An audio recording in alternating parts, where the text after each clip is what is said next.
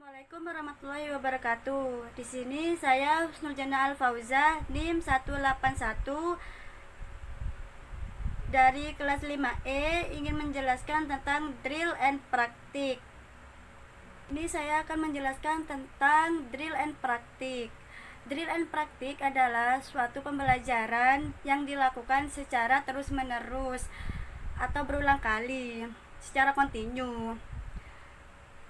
Dengan pelaksanaannya, siswa terlebih dahulu dibekali oleh pengetahuan teori. Kemudian tetap dibimbing oleh guru.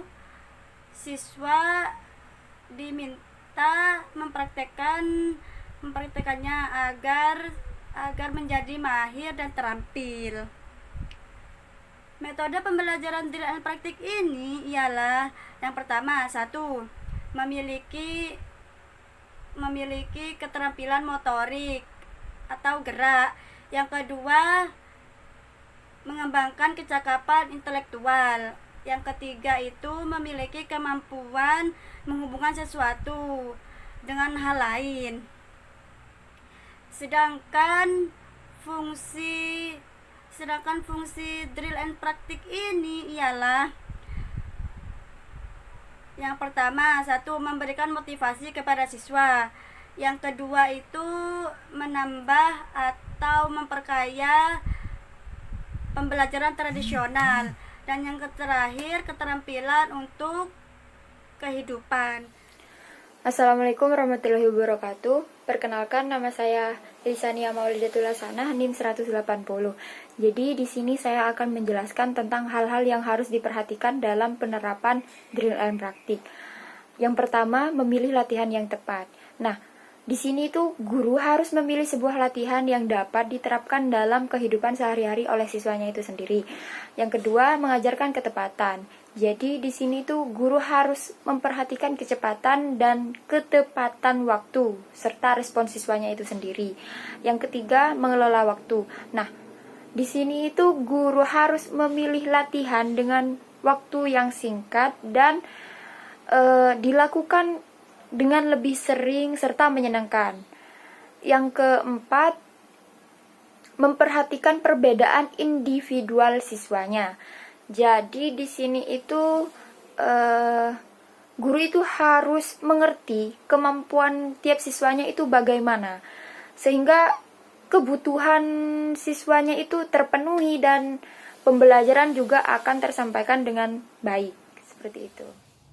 Assalamualaikum warahmatullahi wabarakatuh. Perkenalkan, nama saya Siti Kutiba Mafiro, NIM 174. Di sini saya akan menjelaskan langkah-langkah drill and praktik. Yang pertama itu konsep. Konsep ini kita memperkenalkan konsep yang akan dilatihkan kepada siswa. Yang kedua, kompleks. Memulai latihan yang sederhana sampai kepada yang kompleks untuk menarik minat peserta didik. Yang ketiga, kompetensi, yaitu melakukan dengan cara kompetensi untuk membuat latihan dan praktik lebih menarik. Yang keempat, mengawasi, yaitu memonitori pelaksanaan latihan dan praktik untuk meyakinkan peserta didik telah melakukannya melalui prosedur kerja yang baik dan benar. Yang kelima ini mengulang, memberikan kesempatan kepada peserta didik untuk melakukan secara berulang jika terjadi kekeliruan pelaksanaannya. Yang keenam, refleksi, yaitu melakukan refleksi dan memberikan umpan balik untuk meyakinkan kepada peserta didik menguasai pekerjaan yang dilatih dan dipraktikkan. Assalamualaikum warahmatullahi wabarakatuh. Saya Rafika Aulia, NIM 163, ingin mempresentasikan flowchart drill and practice. Media pembelajaran flowchart drill itu merupakan gambar atau bagan yang memperlihatkan urutan dan hubungan antar proses beserta instruksinya dengan melatih peserta didik mengingat kembali apa yang sudah dipelajari. Flowchart drill berisi simbol-simbol grafik yang menunjukkan arah alur kegiatan dengan data-data yang telah memiliki arti tertentu. Flowchart berupa alur dalam bentuk kotak-kotak yang memiliki makna dan arti tersendiri. Jadi Lebih singkatnya, flowchart adalah langkah awal untuk membuat suatu program atau untuk menyelesaikan sebuah masalah.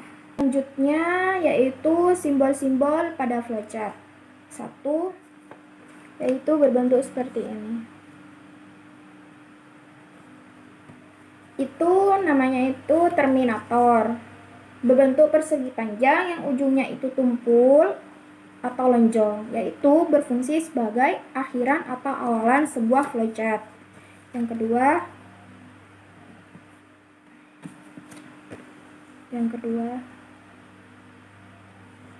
kedua itu proses. Itu berbentuk persegi panjang. Persegi panjang menunjukkan sebuah proses yang dijalankan atau program untuk menunjukkan ke langkah selanjutnya. Yang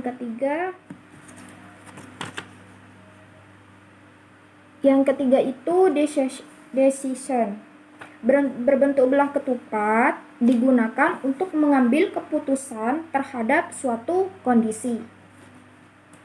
Dan yang keempat itu jajar genjang. Dan yang keempat itu data atau output, berbentuk jajar gencang, menyalakan data tertentu yang terkait pada suatu flowchart.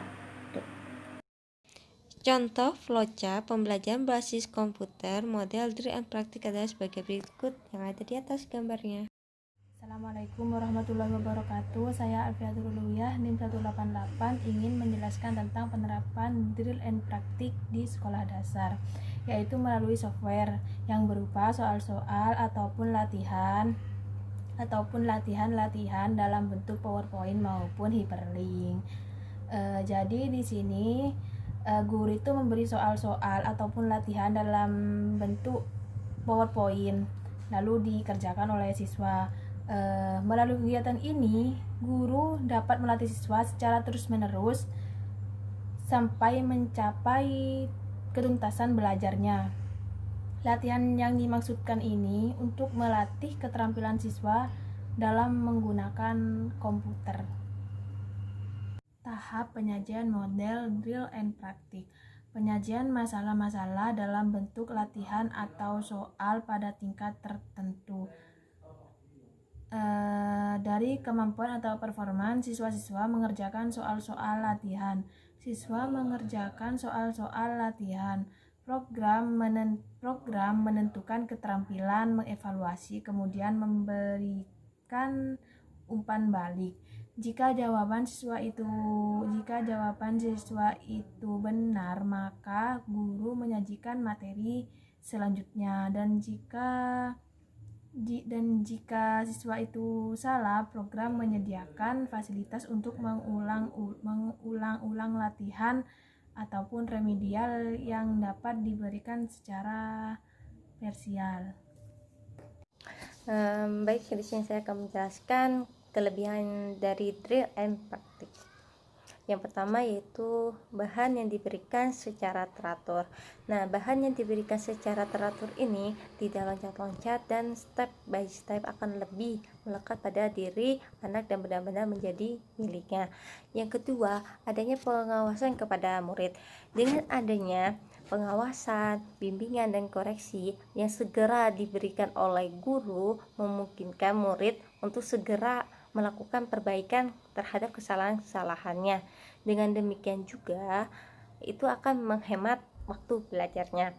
Yang ketiga yaitu pengetahuan dan keterampilan siswa dapat diterapkan pada lingkungan masyarakat, di mana pengetahuan dan keterampilan yang sudah siap terbentuk sewaktu-waktu dapat dipergunakan dalam keperluan sehari-hari, baik itu keperluan studi maupun untuk bekal hidup di masyarakat kelak nanti. Yang keempat ini yaitu memberi kesempatan kepada siswa untuk lebih memperdalam kemampuan secara spesifik. Metode ini difokuskan kepada satu komponen yang spesifik sehingga siswa dapat konsentrasi pada suatu kemampuan dalam waktu singkat. Yang terakhir yaitu menambah kesiapan siswa dan meningkatkan kemampuan respon yang cepat. menambah kesiapan siswa dan meningkatkan kemampuan respon yang cepat. Ini misalnya beberapa ejaan kata dapat dieja tanpa harus berulang kali membuka kamus, seperti itu. Baiklah, di sini saya akan menjelaskan tentang kekurangan drill and praktik. Yang pertama, menghambat bakat dan inisiatif peserta didik. Nah, di sini itu siswa itu lebih ditekankan untuk menyesuaikan dengan latihan dan praktek yang telah diberikan atau yang telah dikonsep oleh guru. Yang kedua, menghambat kreativitas siswa. Jadi di sini itu pola pikir siswanya itu menjadi statis atau melemahkan kreativitas siswanya sendiri. Yang ketiga, mengulang pembelajaran menjadi hal yang monoton. Jadi kan mengulang pembelajaran. Nah, itu tuh membuat siswanya tuh menjadi merasa bosan serta jenuh. Yang keempat, banyak menghafal. Nah, karena banyak menghafal, karena di sini menghafal langkah-langkah teori untuk melakukan praktek. Jadi di sini itu siswa ditekankan untuk menghafal langkah-langkah seperti itu. Terima kasih. Wassalamualaikum warahmatullahi wabarakatuh.